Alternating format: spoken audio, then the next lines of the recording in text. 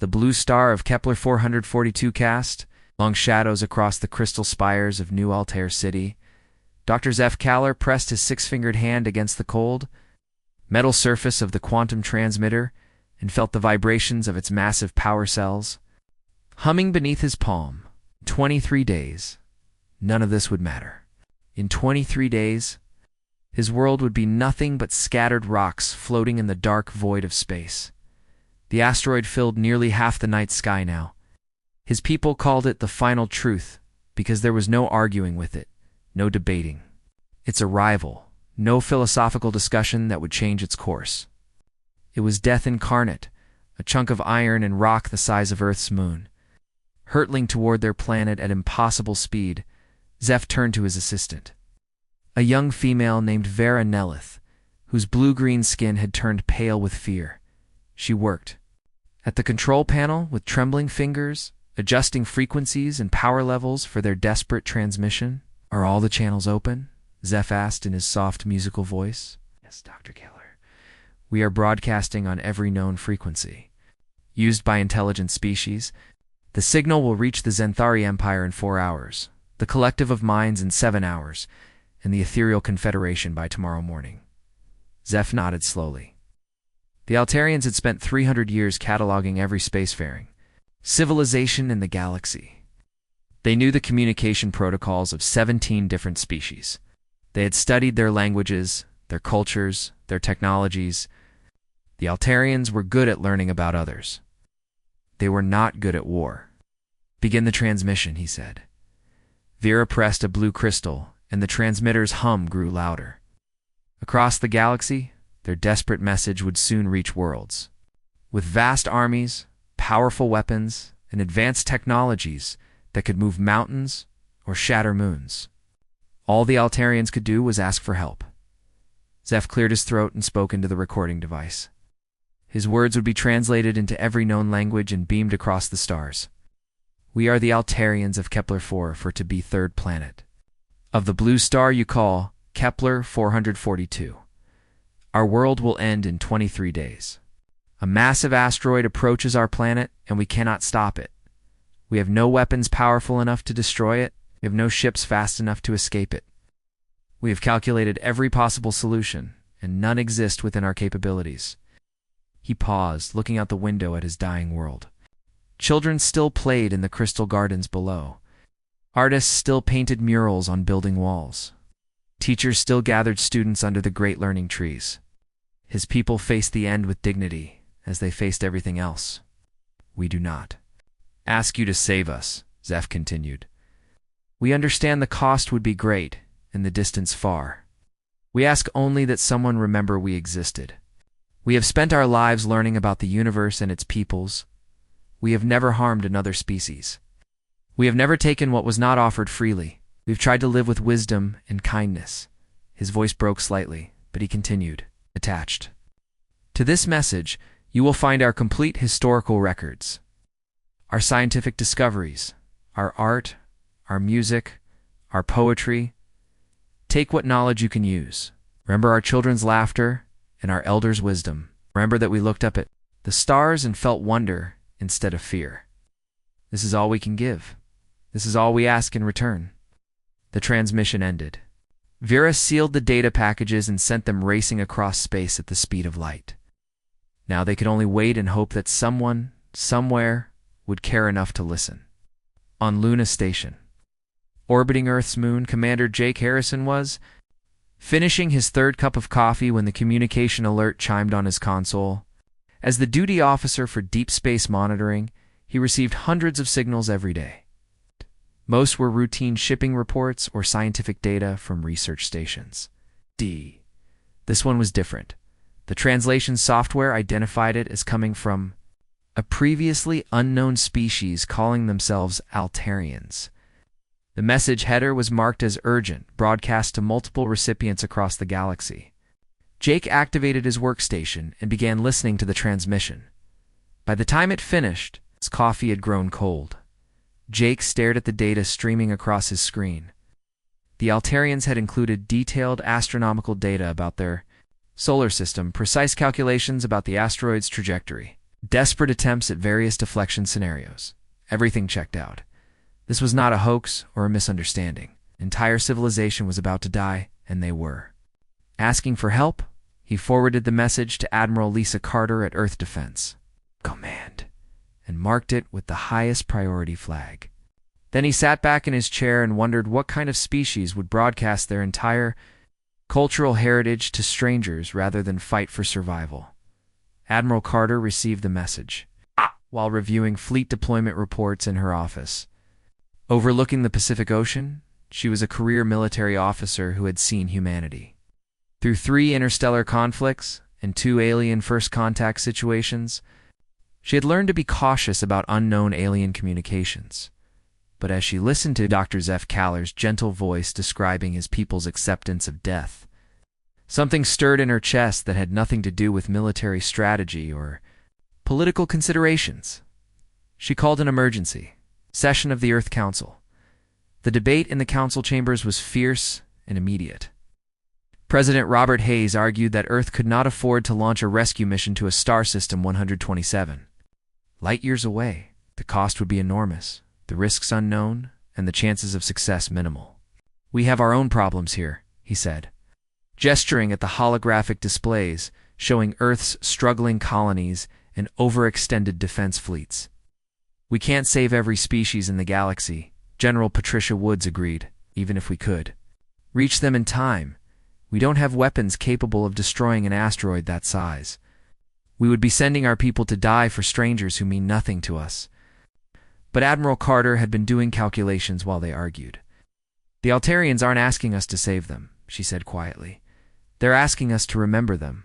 We could save them. UES Defiant is equipped with experimental quantum drives.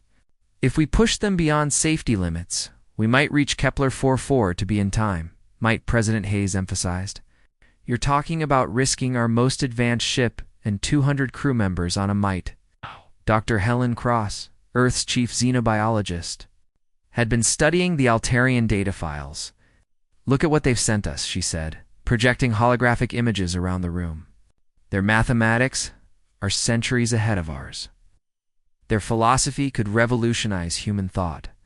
They've given us the complete genetic code of every species on their planet, including what appears to be a sentient crystalline life form. Knowledge won't help us if we're dead," General Woods replied. "But what kind of species are we if we let them die when we might be able to help?" Admiral Carter asked. The room fell silent. Outside the windows, Earth turned slowly beneath them, blue and green and beautiful, protected by fleets and weapons that had been built to defend it from exactly the kind of threat now facing the Altarians. President Hayes looked around the table at the faces of humanity's leaders. In their eyes, he saw the same conflict that was tearing at his own heart. They were being asked to risk everything for people they had never met, in a star system they had never visited, for no reward, except the knowledge that they had tried to do the right thing. "The Xanthari Empire received the same message we did," Admiral Carter said softly. "So did the Collective of Minds and 16 other civilizations. None of them have responded. We might be the only species in the galaxy who cares enough to try, President." Hayes closed his eyes and thought about his daughter, safe in her school on Mars. He thought about all the human children who would grow up in a galaxy where civilizations could die while others watched and did nothing. He thought about what kind of species humanity wanted to be. "Admiral Carter," he said finally, "prepare the Defiant for immediate departure. Full volunteer crew only. Make sure everyone understands this is probably a one-way mission." "Understood." "Sir and Admiral, Godspeed." As the Earth Council dispersed, and Admiral Carter began making preparations for humanity's most desperate rescue mission, Dr. Zeph Kaller stood on his balcony watching the stars. The final truth blazed across the night sky like a second sun. Growing larger every hour, he had received no responses to his message yet, but he continued to broadcast updates and cultural data to anyone who might be listening. Tomorrow, he would tell the galaxy about Altarian music. The next day, their poetry. If his people were to be forgotten, it would not be from lack of trying to be remembered. In the distance, he could hear children singing in the crystal gardens, their voices bright, With hope despite the approaching doom, the young ones did not fully understand what was coming. The adults had decided it was better that way. Zeph smiled sadly and went back inside to prepare the next day's transmission. Somewhere in the vast darkness between stars, someone might be listening. Someone might care enough to remember that. The Altarians had lived and loved and looked up at the stars with wonder. Captain Rick Martinez stood on the bridge of the UES Defiant and watched the last supply shuttles dock with his ship. In 6 hours, they would begin the most dangerous journey in human history. The Defiant was Earth's pride, a sleek vessel built with experimental quantum drives that could bend space itself, but even the fastest ship humanity had ever built might not be fast enough. Final head count, Captain, reported Lieutenant Sam Powell from the navigation station. 200 volunteers aboard. Everyone signed the forms acknowledging this is likely a one-way trip. Rick nodded grimly. He had expected maybe 50 volunteers for such a dangerous mission. Instead, over 3,000 people had applied. Scientists, engineers, doctors, Marines, and support staff had all stepped forward, now knowing they might never see Earth again. The selection process had been heartbreaking. "What's our status on the quantum drives?" Rick asked. "Chief Engineer Amy?" Roberts looked up from her control panel. Her hands were already stained with grease from working on the drive modifications. "We've removed every safety protocol except the ones that keep us from tearing a hole in space-time itself. The drives will run at 150% of maximum rated capacity. At that speed, we might reach Kepler 4.4 to be in 18 days. Might? The drives have never been tested at these levels, Captain. They could hold together for the entire journey, or they could explode 5 minutes after we jump to quantum speed. There's no way to know until we try." Dr. Paul Stevens approached from the science station. He was Earth's leading expert on asteroid deflection, though he had never attempted anything close to this scale. "I've been running calculations with the Altarian data. The asteroid they're calling the Final Truth has a mass of approximately 7.3 times 1,022 kilograms. That's roughly the same as Earth's moon. Even our most powerful nuclear weapons would barely scratch it." "So how do we stop it?" Rick asked. "We don't stop it. We redirect it. If we can change its course by just 2 degrees, it will miss the planet completely. The problem is generating enough force at the right angle and the right time." Amy looked up from her engineering console. "What if we use the quantum drives themselves? If we overload them at the moment of impact with the asteroid, the explosion might create enough force to push it off course." "That would destroy the Defiant," Sam pointed out. "Yes," Amy said quietly, "it would." The bridge fell silent as everyone absorbed the implications. They were not just going on a rescue mission. They were going on a suicide mission. "We'll worry about that when we get there," Rick said finally. "Right now, let's focus on reaching Kepler 4.4 to be in one piece." "All stations report ready for departure." "Navigation ready," Sam called out. "Engineering ready," Amy confirmed. "Science station ready," Dr. Stevens added. "Medical bay ready," reported Dr. Kate Williams over the intercom. Rick settled into the captain's chair and activated the ship-wide communication system. "Attention all hands, this is the captain. In 5 minutes, we will begin our jump to quantum speed. Remember why we're doing this? Somewhere in the darkness, an entire civilization is counting on us. They don't even know we're coming, but we're going to give them hope. We're going to show the galaxy what humanity stands for. All hands, prepare for quantum jump." The Defiant's quantum drives began their startup sequence. Throughout the ship, crew members strapped themselves into safety harnesses as the vessel prepared to tear through space faster than any human ship had ever traveled. "Quantum field stable," Amy reported. "Dr. Cores at maximum safe power." "Take us beyond safe power," Rick ordered. Amy hesitated for a moment, then pushed the drive controls past the red warning lines. "Drive cores at 150% capacity. All safety. PROTOCOLs. Disabled except catastrophic containment. Jump in 10 seconds, Sam announced. 5, 4, 3, 2, 1, jump." The stars outside the bridge windows stretched into lines of light, then vanished entirely as the Defiant entered quantum space. The ship shuddered and groaned under forces it was never designed to handle. On Kepler 442b, Dr. Zeph Kaller continued his daily broadcasts to the galaxy. 18 days had passed since the first transmission, and still no one had responded. The final truth now dominated the night sky, a burning ball of rock that would impact the planet in just 5 days. "This is Dr. Zeph Kaller of the Altarians," he spoke into his recording device. "Today, we share with the galaxy our music. We hope that long after our voices are silent, someone might hear these songs and remember that we found beauty even in our final days." He played recordings of Altarian children singing in their crystal gardens, of elders chanting ancient prayers, of musicians playing instruments made from the singing stones found only on their world. The music was beautiful and sad, filled with acceptance and hope, despite the approaching doom. Halfway across the galaxy, the used Defiant caught fragments of the transmission as it raced through quantum space. The crew gathered in the ship's common areas to listen to the alien music, and many found tears in their eyes. They were pushing their ship and themselves to the breaking point to save people they had never met. Guided only by the gentle voice of a scientist who spoke of death with the same calm dignity he might use to describe the weather.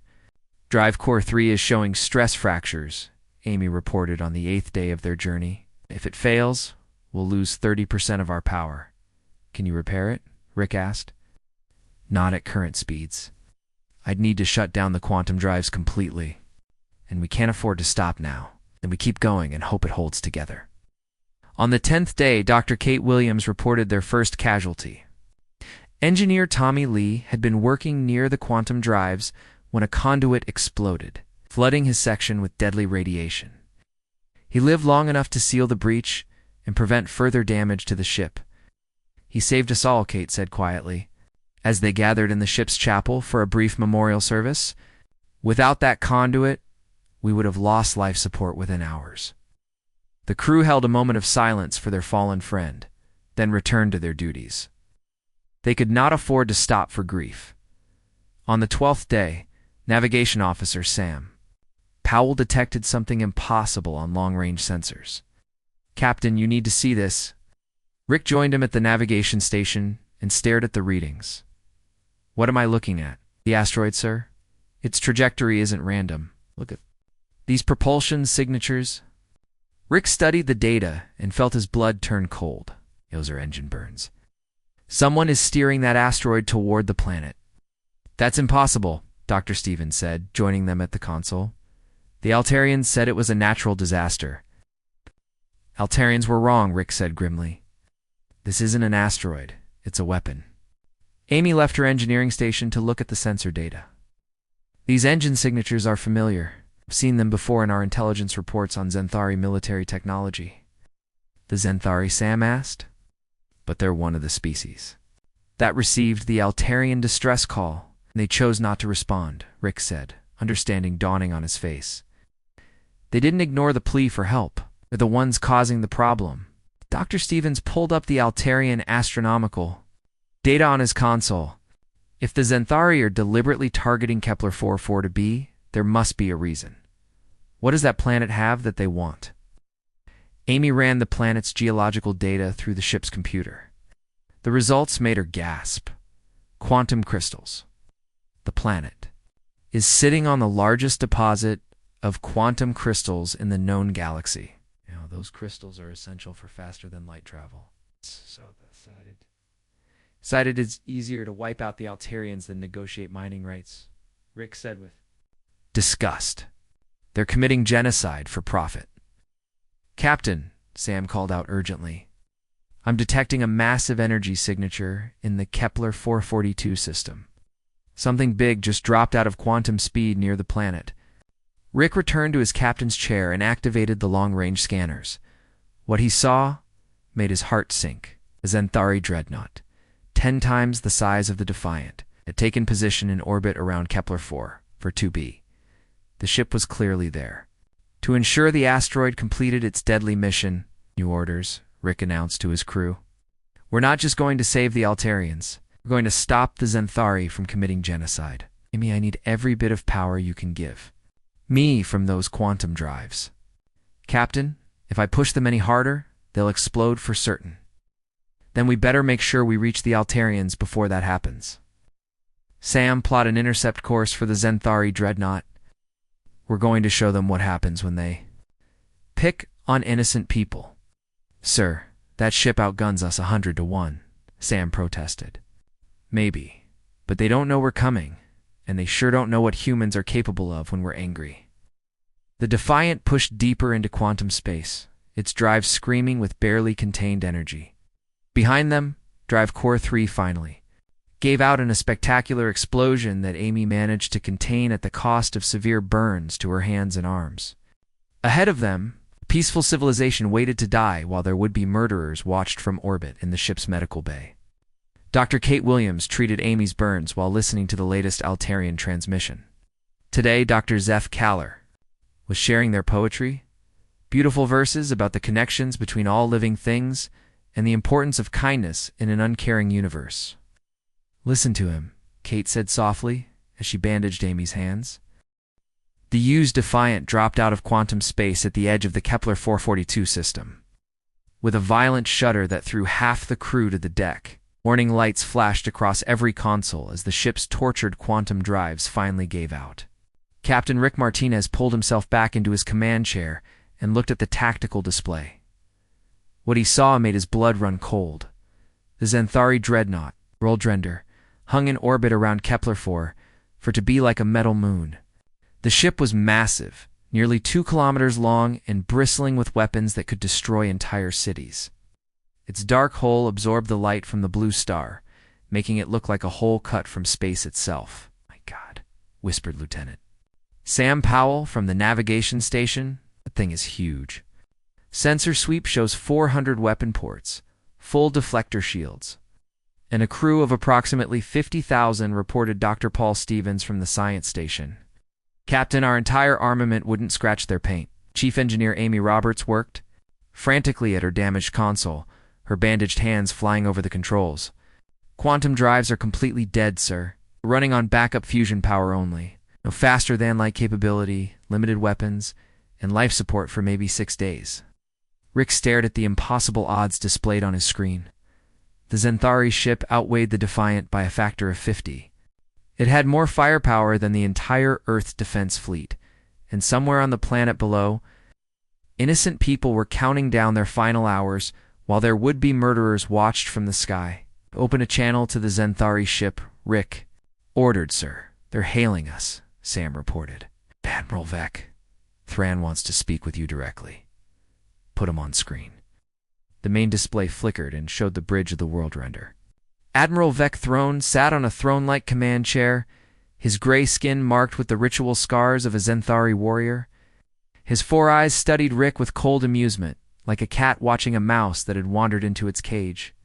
I am Admiral Vec Thrawn of the Zenthari Imperial Navy, he said in perfect English. You're Captain Martinez of the primitive human vessel Defiant. I admit I am impressed that you managed to travel so far in such a crude ship. Most species would not have attempted such a journey. Most species aren't human, Rick replied. We're here to evacuate the Altarians. Stand down your weapons and withdraw from this system. Vec Thrawn laughed, a harsh sound like breaking glass. Evacuate, my dear Captain? You seem to misunderstand the situation. The Altarians are not in danger from a random asteroid. They are being exterminated by order of the Zenthari Empire.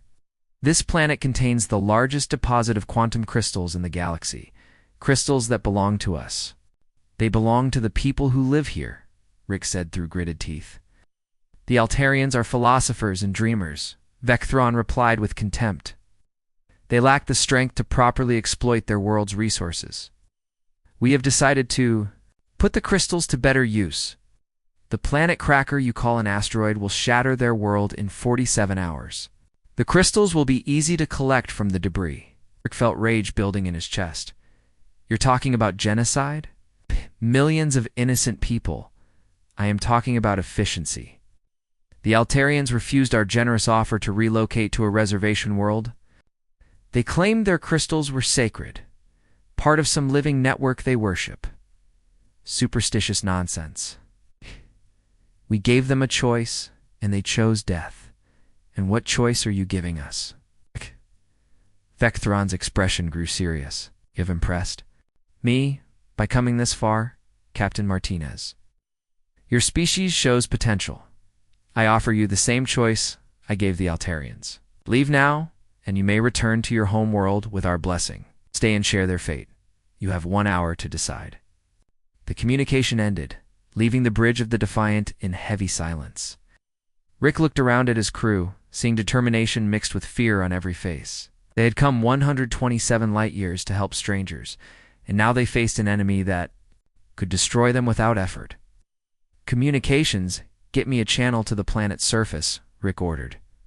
Channel open, sir. This is Captain Rick Martinez of the Earthship Defiant, calling Dr. Zeph Kaller of the Altarians.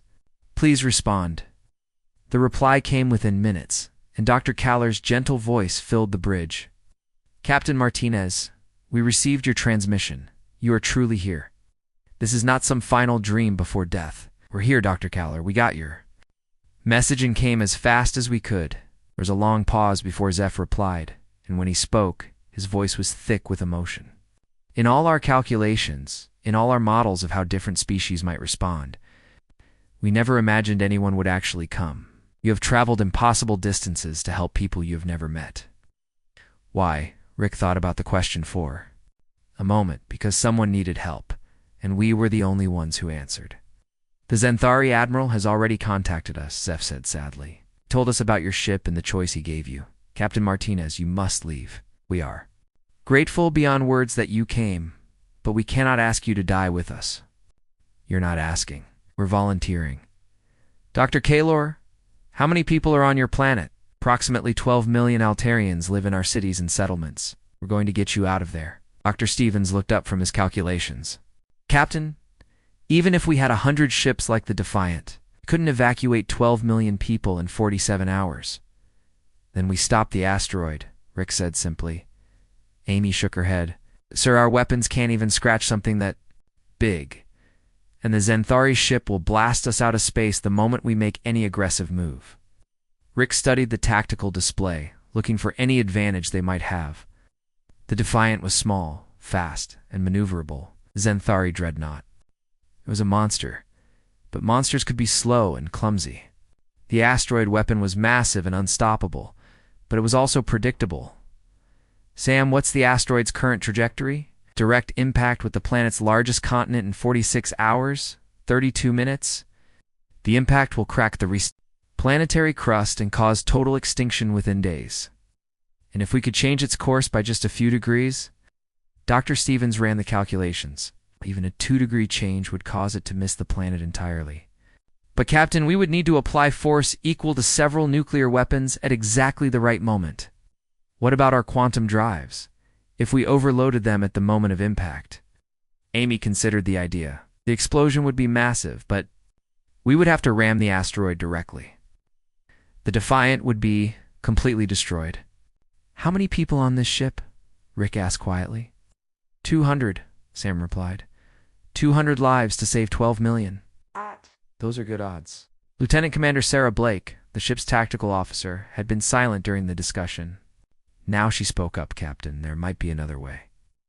What if we don't try to destroy the asteroid? What if we take out the Zenthari ship first? How that thing has shields that could deflect anything we throw at it. From the outside, yes. But what about from the inside? Rick looked at her with interest. Go on. The Zenthari use organic computer systems. Their ships are controlled by living neural networks that can be infected with the right kind of virus. If we could get a boarding party onto their ship, we might be able to take control of their weapons and use them against the asteroid. Amy looked skeptical. Even if we could create such a virus, how would we get close enough to board their ship? They'll blast us the moment we move. Sarah smiled grimly. We surrender. The bridge fell silent as everyone absorbed the implications. It was a desperate plan with almost no chance of success. But it was better than ramming the asteroid and hoping for the best. Dr. Kaller, Rick said into the communicator, we need your help. Do your people have any information about Xanthari ship systems? We've studied their technology for many years, Captain. They use bioneural computers that are vulnerable to specific electromagnetic frequencies.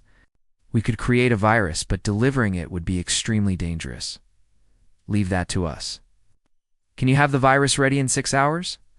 Yes, but Captain Martinez, even if you succeed in disabling their ship, the asteroid will still impact our planet. The Xanthari have been accelerating it for weeks. Its momentum is too great to stop. Dr. Stevens looked up from his calculations. What if we don't stop it? What if we redirect it toward the Xanthari ship? Rick stared at him. Use their own weapon against them? The asteroid has enough mass to destroy their dreadnought completely. If we can take control of their navigation systems, we might be able to steer it away from the planet and into their ship instead. It was insane. It was impossible. It was exactly the kind of desperate plan that might actually work. Sam, send a message to Admiral Throne, Rick ordered. Tell him we accept his generous offer to leave peacefully. Request permission to come aboard his ship to discuss terms for human withdrawal from this system. You think he'll buy it? Amy asked. The Xanthari are arrogant. They think we're primitive and harmless. Thran will want to gloat about his victory and maybe learn more about human technology. He'll let us aboard, and then we show him what humans do to bullies who pick on innocent people. Rick turned to address his entire crew over the ships. Communication system. All hands. This is the captain. We're about to attempt something that will either save 12 million lives or get us all killed. The Xanthari shuttle bay was enormous, easily large enough to hold 20 ships the size of the Defiant. Captain Rick Martinez led his boarding party of 30 volunteers down the ramp of their small transport, each human trying to look defeated and harmless. Hidden beneath their uniforms, they carried weapons, computer viruses, and the desperate hope of an entire world. Admiral Vec Thrawn waited for them with an honor guard of 50 Xanthari warriors. Each warrior stood over 7 feet tall, their gray skin covered in ritual scars, their 4 eyes glowing with barely contained violence. They carried energy weapons that could cut through steel, and they watched the humans with the patience of predators. Captain Martinez Vec Thrawn said with mock courtesy, "Welcome aboard the Worldrender. I must admit, I am curious about your species. Few races would travel so far to help strangers, only to surrender when faced with superior force." "Practical people," Admiral Rick replied, forcing himself to sound defeated. "When we're outgunned 50 to 1, we know when to quit. Wise, I have prepared quarters for you and your crew. You will be comfortable here while we complete our mission. In 36 hours, the asteroid will impact the planet below. You will have an excellent view of the destruction from our observation deck." Lieutenant Commander Sarah Blake stepped forward, her hands cuffed behind her back, but her eyes alert. "What happens to us after that?" "You'll be taken to a Xanthari prison world, where you will be studied. Your species shows promise. Perhaps we can learn to make use of human determination and foolishness." Rick noticed that the Xanthari had only searched them for obvious weapons. They had missed the tiny data chips hidden in their belt buckles, the electromagnetic pulse generators sewn into their sleeves, and the bioneural virus that Dr. Stevens had disguised as a medical scanner. "Would like to send a message to my ship," Rick said. "To let them know we arrived safely, of course. You're not barbarians, Captain." "Your communications officer may send one brief message." Communications officer Danny Walsh stepped forward and activated what appeared to be a standard human communicator. In reality, it was a sophisticated scanner that immediately began mapping the Xanthari ship's computer network. Every Xanthari bioneural system had a unique frequency signature, and Danny's device was recording all of them. U.S. Defiant. This is Walsh. The captain and boarding party have arrived safely on the Xanthari vessel. All systems normal. Proceeding as planned. Back on the Defiant, Amy Roberts received the coded message and smiled grimly. All systems normal meant Danny had successfully mapped the enemy ship's computers. Proceeding as planned meant they were ready to upload the virus. The Xanthari guards escorted the humans through endless corridors lined with pulsing bioneural conduits. The ship's living computer network spread through every wall, every deck, every system. It was beautiful and alien and completely vulnerable to the virus hidden in Dr. Stevens' medical scanner. "Impressive, is it not?" Vec Thrawn asked as they walked Our bioneural technology is thousands of years ahead of your crude mechanical computers. This ship thinks and learns like a living creature. Very impressive, Rick agreed, while mentally noting the locations of critical computer nodes. Ow! Do you control something so complex? The network responds to Xanthari neural patterns. Only our species can interface directly with the ship's mind. It makes us immune to most forms of computer warfare. Dr. Stevens pretended to stumble and reached out to steady himself against a wall. His hand briefly touched one of the bioneural conduits, and the virus hidden in his scanner transferred into the ship's network in a burst of electromagnetic energy so brief that the Xanthari sensors never detected it. The virus was a masterpiece of Altarian mathematical precision and human cunning. It would spread through the ship's bioneural network like a disease, slowly taking control of critical systems while mimicking normal Xanthari commands. Within 6 hours, the humans would have access to the ship's weapons, navigation, and most importantly, the asteroid's guidance system. The Xanthari quarters were luxurious, but obviously a prison. Force fields blocked the doors, and guard stations monitored every room. Rick gathered his team in the central chamber and spoke in whispers. The virus is in their system, Dr. Stevens reported quietly. It will take 4 hours to spread through the entire network. Once it activates, we'll have maybe 20 minutes before their security systems detect the intrusion. 20 minutes to save a world, Sarah Blake murmured. No pressure? What's our status on the asteroid? Rick asked. Danny Walsh checked his hidden scanner. Impact in 34 hours. Xanthari have been using their tractor beams to accelerate. Its current velocity is 15 kilometers per second.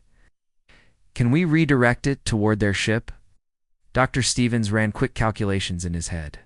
If we reverse the tractor beam polarity and apply maximum thrust, we can change the asteroid's trajectory by approximately 4 degrees.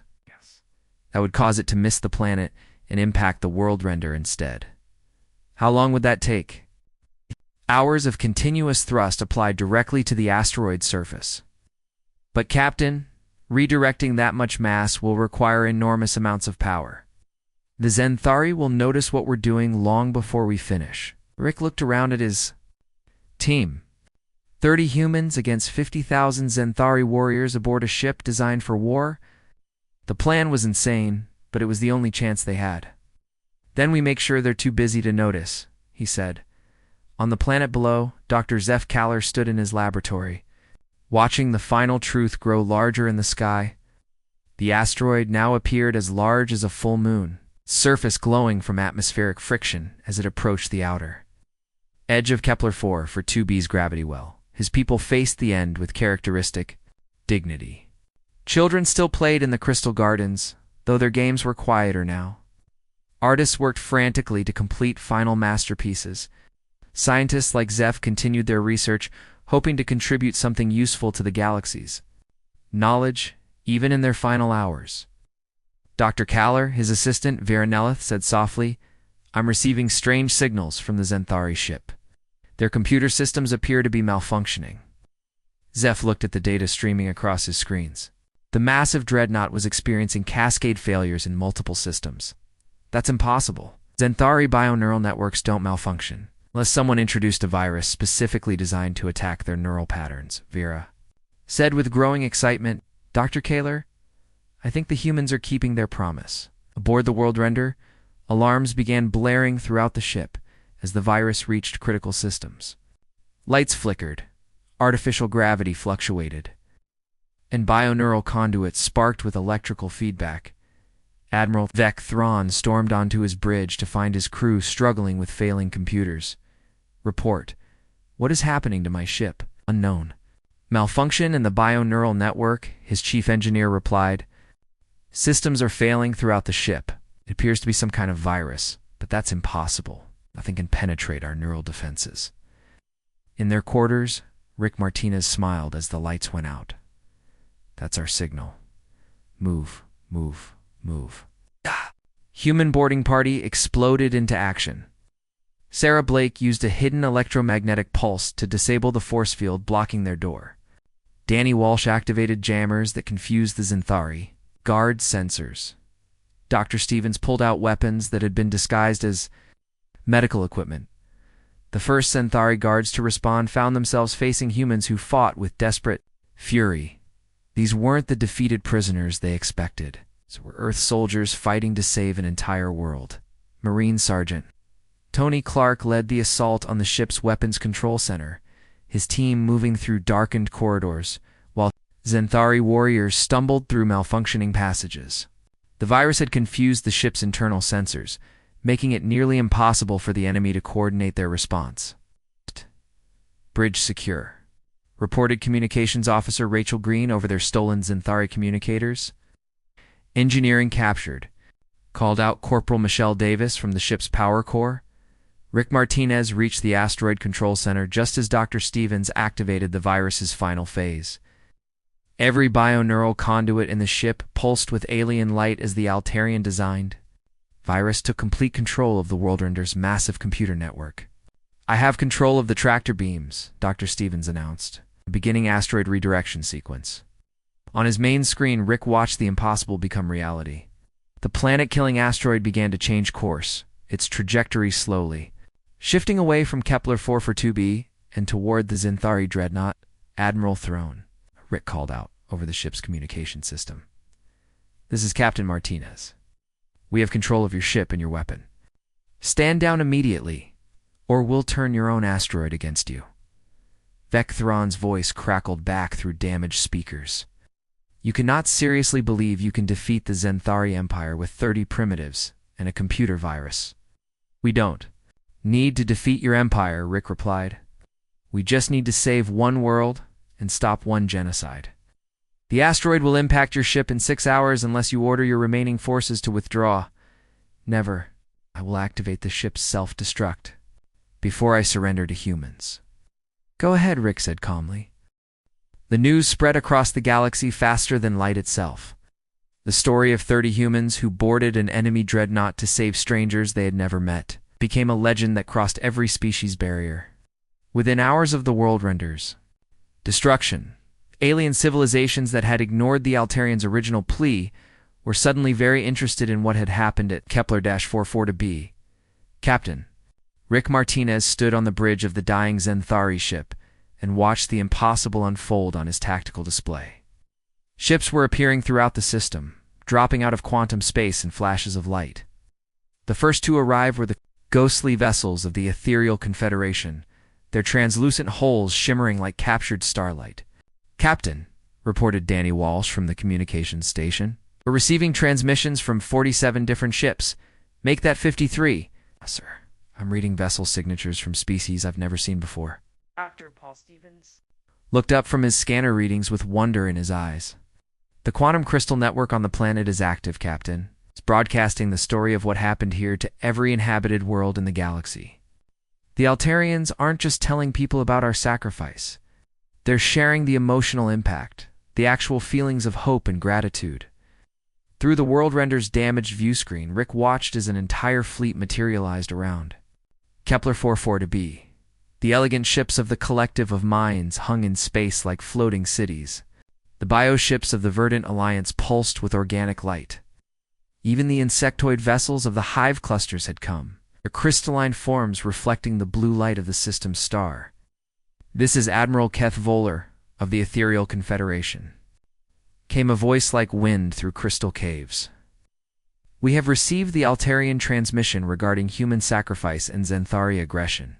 We offer our assistance in rescue operations." More voices followed, each speaking in their own language but all conveying the same message. The galaxy had awakened to what was happening at Kepler 44b, and they were not pleased with what they found. Rick activated the ship's communication system. "This is Captain Rick Martinez of Earth. We appreciate your response, but I'm afraid it's too late for rescue. Our ship is disabled and the asteroid will impact us in 4 hours. "Captain Martinez," replied a new voice, melodic and ancient. "This is Hierarch Zalen of the Collective of Minds. We have analyzed the trajectory of your asteroid weapon. Rescue is possible, but it will require precise coordination between multiple fleets." On the planet below, Dr. Zeph Kaller stood in his laboratory surrounded by representatives. from a dozen different species who had transported down to coordinate the rescue effort. The shy Altarian scientist found himself at the center of the largest multi-species cooperation in galactic history. The quantum crystal network can guide the rescue ships, explained Sarah Naloth, the young Altarian who had become humanity's strongest advocate. The crystals are sharing Captain Martinez's emotions with every ship in the fleet. They can feel his determination, his willingness to die for strangers. It's something most species have never experienced before. These humans intrigue me, said Commander Vex of the Hive Clusters, her insectoid features clicking with interest. My people value efficiency above all else. But this human efficiency serves not the self, but others. It is unprecedented. High above the planet, the rescue operation began with impossible precision. Ethereal Confederation ships phased through solid matter to reach the trapped humans inside the world render. Collective of Minds vessels used their advanced computing power to calculate micro-jumps that could extract personnel without triggering the asteroid's proximity sensors. The Verdant Alliance deployed biopods that could survive in the vacuum of space long enough to transfer human survivors. All human. Personnel, Rick announced over the ship's communication system. Prepare for immediate evacuation. Our new friends are coming to get us.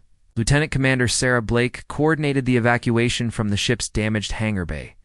Teams Alpha through Delta report 2 extraction points. Move quickly, but stay calm. Help is on the way, Marine.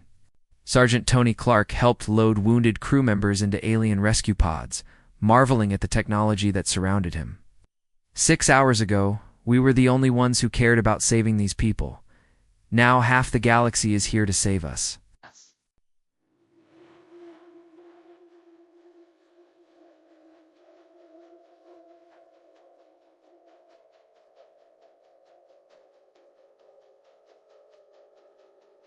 Replied Dr. Kate Williams, as she sealed another medical pod. Sometimes the universe notices. The evacuation proceeded with breathtaking efficiency. Species that had been rivals for centuries worked together seamlessly, united by a shared sense of purpose. The story of human sacrifice had touched something, deep in every civilization that heard it. Captain Martinez called out Communications Officer Rachel Green. The last transport is loaded. You're the only one left aboard. Rick looked around the bridge of the world render one final time. The bioneural conduits were dark now, the ship's consciousness finally fading. In 3 hours, the asteroid would complete its deadly mission and destroy everything aboard the dreadnought. Negative, Rachel. I'm staying with the ship. Sir, that's not necessary. The asteroid's trajectory is locked. We'll hit the world render, whether you're aboard or not. Maybe, but I want to make sure.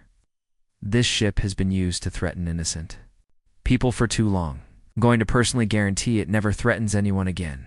Before his crew could argue further, Rick sealed the bridge blast doors and cut communication with the rescue ships. Outside, he could see the evacuation vessels pulling away to safe distance. His people were safe. The Altarians were safe. That was all that mattered. But the galaxy had other ideas. Captain Martinez. Came a familiar, gentle voice over the ships. Speakers, this is Dr. Zeph Kaler. I am aboard one of the rescue vessels, and I have a proposition for you.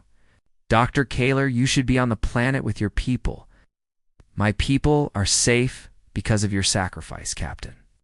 But your sacrifice is not yet complete. The Quantum Crystal Network has been analyzing the asteroid's composition during its approach. The crystals inside it are not dead matter, as the Zenthari believed. They are part of our planetary consciousness, torn away and corrupted by dark energy weapons. Rick leaned forward in the captain's chair. What are you saying? The asteroid. Impact will not just destroy this ship, Captain. It will reunite the stolen crystals with our planetary network. But the reunion will be violent and chaotic unless someone guides the process. Someone whose mind the crystals have already touched through our transmissions. Do you want me to help merge an asteroid with your planet's consciousness?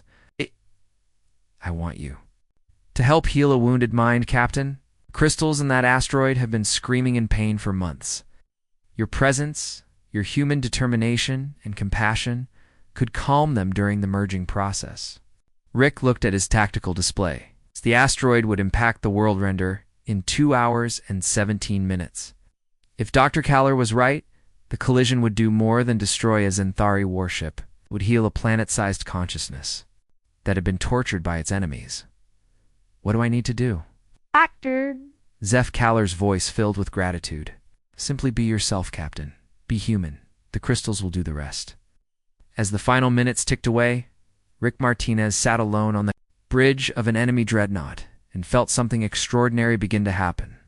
The quantum crystals, embedded in the approaching asteroid, started to sing, their voices joining in harmony with the planetary network below. The song was beautiful and sad and full of hope.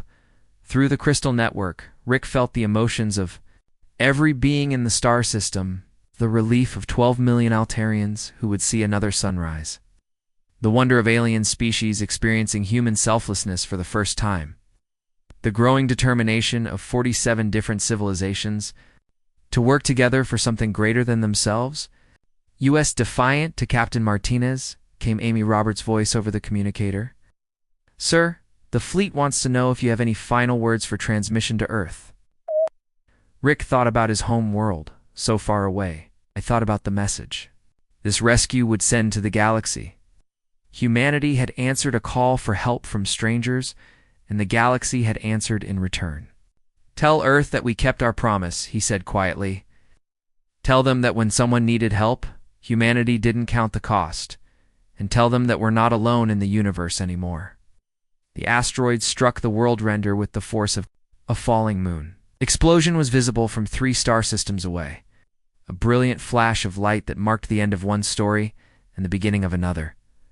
But Captain Rick Martinez did not die in that explosion. At the moment of impact, the quantum crystals enveloped him in a protective field of pure energy. He felt his consciousness merge briefly with the planetary network, experiencing the thoughts and dreams of an entire world. Then the crystals gently deposited him aboard one of the rescue ships, live and forever changed. The world render was gone, along with Admiral Vecthron and his dreams of conquest. In its place, healed quantum crystals began building something new, a communication network that would span the galaxy, linking every inhabited world in a web of shared consciousness and mutual understanding. The Galactic Protection Accord was signed 3 months later on the crystal plains of Kepler 44 to be